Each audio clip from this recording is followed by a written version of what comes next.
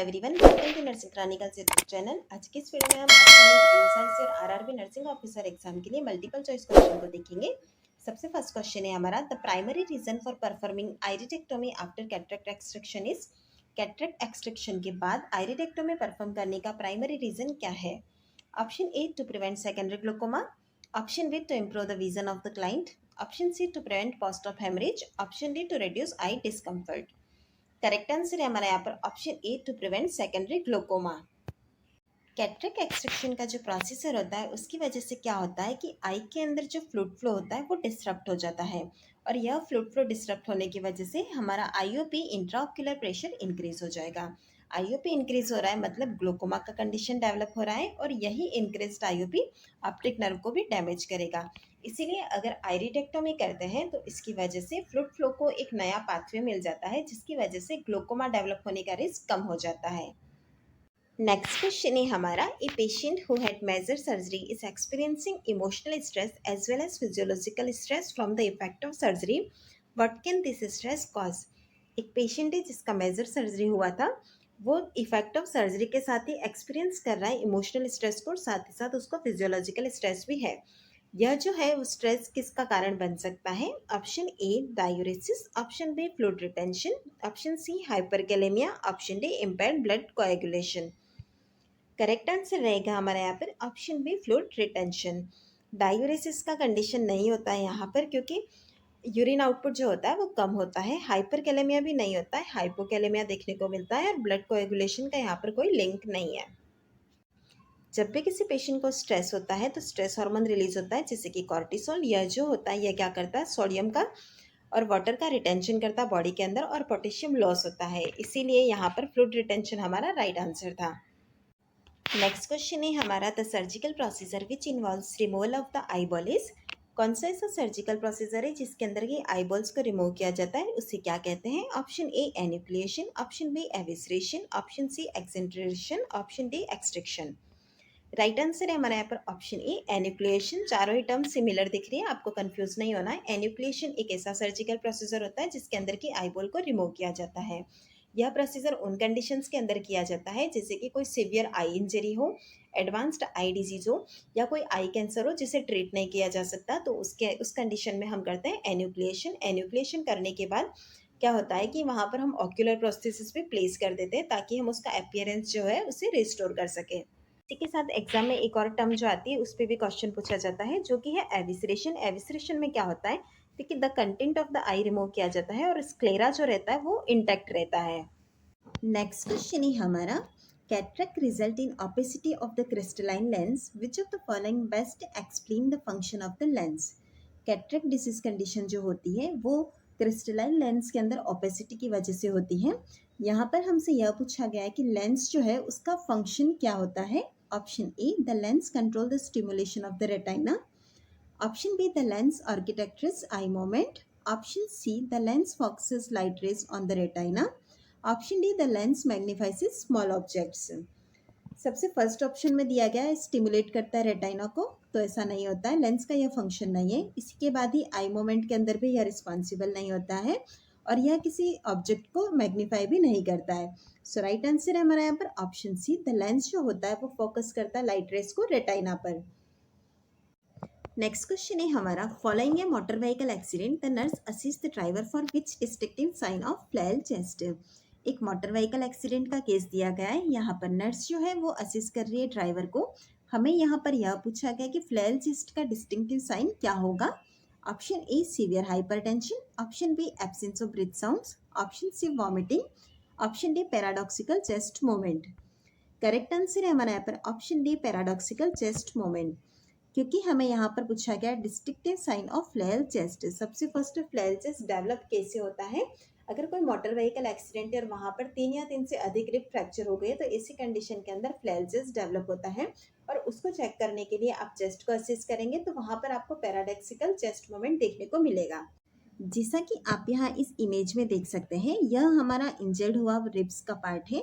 जब भी इन्हेलेशन होगा तो यहाँ पर क्या होगा, रिब्स का जो सारा पार्ट जो है वो बाहर की तरफ आ रहा है चेस्ट का, लेकिन जो फ्लैल सेगमेंट है वो ऑपोजिट डायरेक्शन में मूव कर रहा है। आप यहाँ देख सकते हैं यह इनर साइड जा रहा है, बाकी का सारा आउटर साइड आ रहा है। सेम चीज़ एक्सेलेशन में भी होगी, सारा अंदर की तरफ मूव करेगा, तब यहाँ पर फ्लैल सेगमेंट ऑपोजिटली बाहर की तरफ मूव करेगा।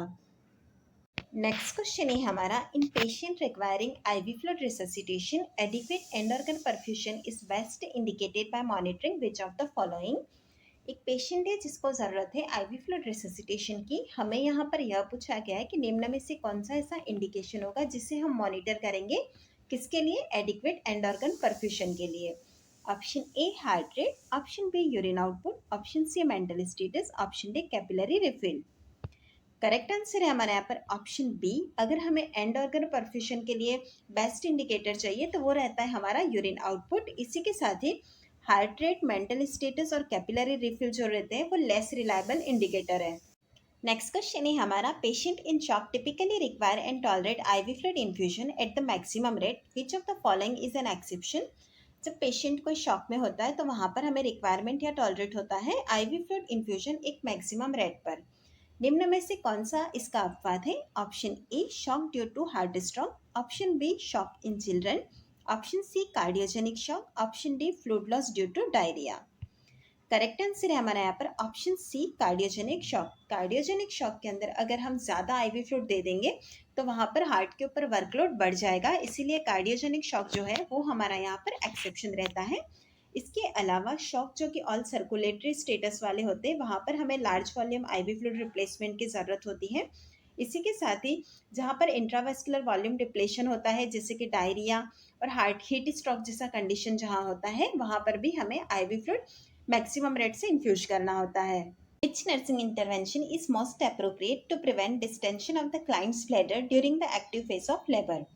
एक क्लाइंट है हमारी जो कि एक्टिव फेज ऑफ लेबर है, यहाँ पर इस एक्टिव फेज के दौरान क्लाइंट का ब्लैडर डिस्टेंशन से प्रिवेंट करने के लिए कौन सा ऐसा नर्सिंग इंटरवेंशन है जो कि मोस्ट अप्रोप्रिएट रहेगा।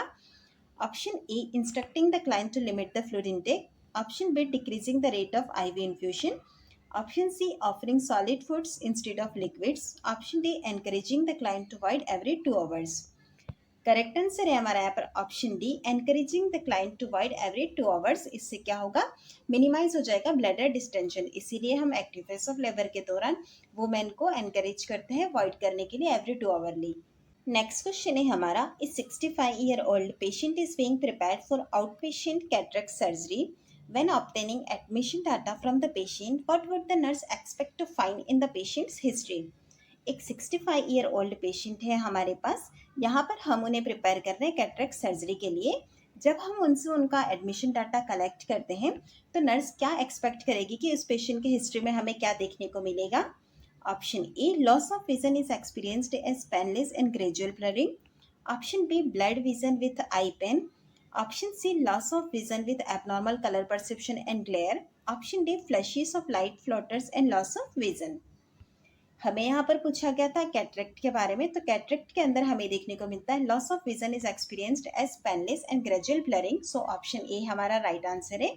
ऑप्शन बी राइट आंसर नहीं होगा क्योंकि यहाँ पर आई पेन दिया गया है। कैटरेक्ट के अंदर पेनलेस विजन लॉस होता है, ना कि आई पेन के साथ होता है। इसी के साथ ऑप्शन सी के अंदर जो दिया गया है यह हमारा कलर ब्लाइंडनेस की तरफ इंडिकेट कर रहा है, सो ऑप्शन सी भी राइट आंसर नहीं है। फ्लैशेस ऑफ लाइट फ्लोटर्स और लॉस ऑफ विजन जो होता है वो हमें देखने को मिलता है रेटाइनल डिटैचमेंट के साथ में, सो ऑप्शन डी भी हमारा राइट आंसर नहीं होगा।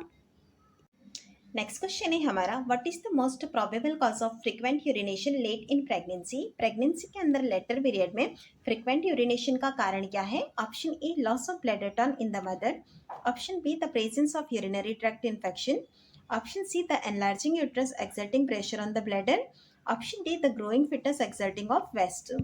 करेक्ट आंसर है हमारा यहाँ पर option C the enlarging uterus exerting pressure on the bladder. इसी रीजन से हमें फ्रीक्वेंट यूरिनेशन का complain letter period of pregnancy के अंदर देखने को मिलता है। अगर यूटीआई की वजह से यह कंप्लेन होता तो इसके साथ साथ हमें बर्निंग और पेनफुल यूरिनेशन भी देखने को मिलता। नेक्स्ट क्वेश्चन है हमारा, the placenta produces which hormone. Placenta कौन सा हार्मोन प्रोड्यूस करता है। Option A oestrogen, option B oxytocin, option C testosterone, option D follicle stimulating hormone. Correct answer है हमारा यहाँ पर ऑप्शन ए एस्ट्रोजन। प्लेसेंटा जो होता है वो टेम्पररी एंडोक्राइन ग्लैंड की तरह कंसीडर किया जाता है ड्यूरिंग प्रेगनेंसी और इसके थ्रू एस्ट्रोजन, प्रोजेस्टेरोन और एचसीजी हार्मोन सिक्रेट होते हैं।